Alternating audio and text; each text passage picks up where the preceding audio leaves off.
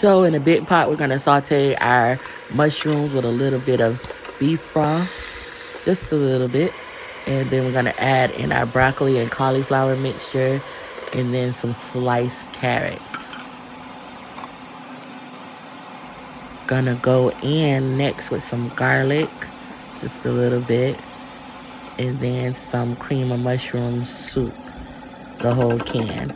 Then we're gonna use like at least 2 dollops of sour cream. That's the last bit I have. Then this is optional. I know this is a vegetarian dish, but I put in some diced ham. Season it up with some garlic powder, some salt, some pepper, and onion powder, and mix it all up. Then we're going to go in with some crispy fried onions through French's, just a little bit.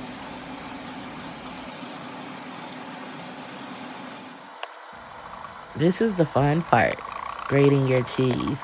You don't have to grate your cheese. You can always use shredded cheese, but it's Swiss cheese. Put some in a pot and mix it up. In a separate pan, we're going to oil it down so nothing sticks, and then dump our contents in that pan.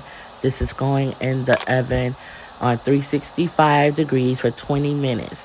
Top it off with some French's onions as well as some Swiss cheese. Try to get every corner.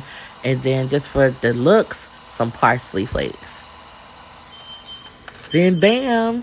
Everything is done. This is a nice Swiss vegetable casserole. It's bubbly. It is creamy. It is so good. And again, you don't have to use the ham, but I gotta use ham. I gotta put some meat in there somewhere. But you can do it without the meat. But look, it is done, y'all. And yes, you do hear my smoke alarm going off. Please just ignore that shit. It is so sensitive. Just a little bit of smoke and that hoe going off. But anyways, you guys have a good year. This is your girl Gigs. Bye.